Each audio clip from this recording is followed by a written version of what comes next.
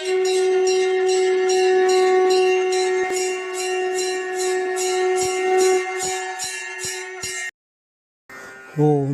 ஸ்ரீ குருப்பியோ நமஹ. ஓம் கம் கணபதையே நமஹ. நம்ம ஸ்ரீநிகேதன் வலைதளம் வாயிலாக முருகப்பெருமானுடைய சஹஸ்ரநாமத்திலிருந்து தினமும் ஒரு நாமாவளியை சிந்திச்சுட்டு இருக்கோம். இன்றைய தினம் 541வது நாமாவளியாக ஓம் பவித்ராய நமஹ. முருகப்பெருமான பரிசுத்தமாய் இருப்பவருக்கு நமஸ்காரம் அப்படின்னு வர்ணிக்கிறது.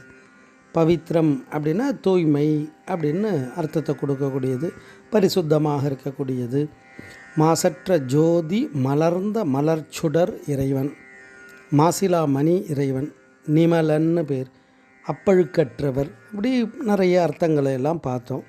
அப்பேற்பட்ட அந்த இறைவனை இந்த நாமாவளி தூய்மைப்படுத்துபவராக, அதாவது பவித்திரம்னா புனிதமான சுத்தமானன்னு அர்த்தம். அப்படி அந்த புனிதமான வடிவமுடைய அந்த பரம்பொருளை நாடும் பொழுது அந்த தன்மையை நமக்கு கொடுத்துடுவார்.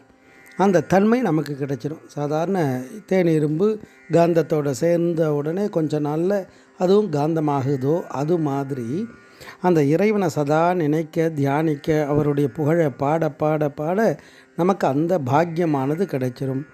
எப்படி நம்ம உடம்பை நீரால் தூய்மைப்படுத்தி சுத்தமாக்கிக்கிறோம், அது மாதிரி நம்மளுடைய மனதை வாய்மையால் தூய்மைப்படுத்தி, அதாவது சத்தியத்தின்படி வாழ்ந்து மனதை தூய்மைப்படுத்தும் பொழுது இறைவன் அந்த இடத்துல வெளிப்படுவார்.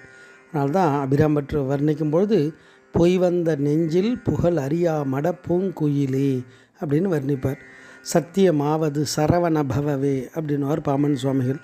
இறைவன் சத்தியஸ்வரூபன், அந்த சத்தியம் இருக்கும் இடத்துல இறைவன் வெளிப்படுவார். அப்போ அந்த சத்தியம் எங்கே இருக்கும், சத்தியம் இருக்க இடம் எப்படி இருக்கும்னா புனிதமாக இருக்கும், சுத்தமாக இருக்கும் அப்படின்னு அர்த்தம். அப்படி ஒன்றொன்றையும் ஒவ்வொரு பொருளால் தூய்மைப்படுத்த முடியும். அப்படி இறைவனுடைய மந்திரத்தால் எதை தூய்மைப்படுத்தலாம் அப்படின்னா, இந்த பிறப்பு அப்படின்னு வரக்கூடிய அந்த வினை, அதுக்கான பிறப்புக்கான விதை, அந்த வினையை நீக்கிடுவாராம் குமார பரமேஸ்வரன். அதனால தான் அவருக்கு பவரோக வைத்தியநாதன்னு பேர் முருகப்பெருமானுக்கு. அப்படி முருகப்பெருமான் தூய்மையாக பரிசுத்தமாக இருக்கக்கூடியவர், பரிசுத்தப்படுத்தக்கூடியவர், புனிதமாக்கக்கூடியவர் அப்படின்னு அதனுடைய அர்த்தங்கள். தூய்மைப்படுத்திடுவார். அப்போ எப்பேற்பட்ட வினைகள் இருந்தாலும், எப்பேற்பட்ட நம்மளுடைய பிறப்புகள் இன்னும் எவ்வளோ இருக்குன்னாலும், அதனால்தான் அவன் கால்பட்டு அழிந்தது எங்கு என் தலைமையில் அயன் கையெழுத்தே அப்படின்றார் இல்லையா. அப்போ அந்த பிரம்ம லிபியை அழிக்கக்கூடிய பெரும் ஆற்றல் உடையவர் குமார பரமேஸ்வரன். அதை தான் தூய்மைப்படுத்துபவராக, தூய்மை ஆக்குபவராக, தூய்மையாக பரிசுத்தமாக இருப்பவராக வர்ணிக்கிறது இந்த நாமாவளி. நம்ம முருகப்பெருமானை வர்ணிக்கிறோம். இந்த பவித்ரம் அப்படின்னாலே நமக்கு ஞாபகம் வர்றது என்ன அப்படின்னா, தேவதா காரியம் பித்ரு காரியத்தில்னா நம்ம கையை சுத்தம் பண்ணுறதுக்காக அந்த தர்பையில் ஒரு பவித்ரம் பண்ணுவோம். அந்த பவித்ரம் அப்படின்றது தூய்மைப்படுத்துதுன்னு அர்த்தம். எதை தூய்மைப்படுத்துது அப்படின்னா, அப்போ நமக்கு என்ன தோஷம் இருக்குது அப்படின்னா, எல்லா உயிருமே சிவனுடைய அம்சம்.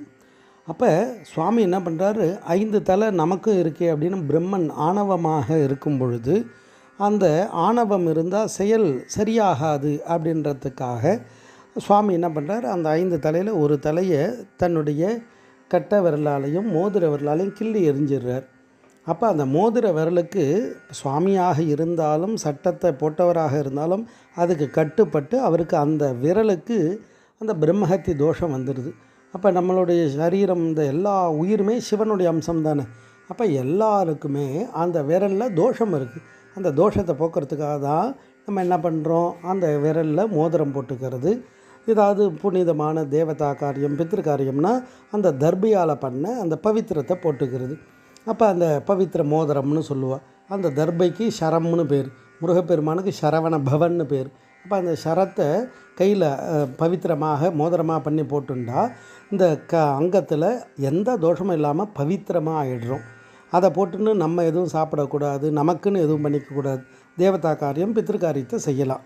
அப்போ எப்படி அந்த தர்பை சேர்ந்ததால் எல்லா நதிகள் புனித தீர்த்த ஸ்வரூபமாக இருக்கக்கூடிய அந்த பவித்திரம் அந்த தர்பை கையில் இருந்தால் எப்படி இந்த நம்ம பவித்திரமாக ஆகிறோமோ, அது மாதிரி அந்த சரவண பவத்தை மனசில் நினைச்சா இந்த ஆத்மாவே பவித்திரமாகிடும். அப்படி தூய்மைப்படுத்துபவராக, தூய்மை ஸ்வரூபமாக, பரிசுத்தமாக இருப்பவராக இந்த நாமாவளி முருகனை வர்ணிக்கிறது. ஓம் பவித்ராய நமஹ. ஸ்ரீ குருப்யோ நமஹ. ஓம் சும் சுப்பிரமணியாய நமஹ.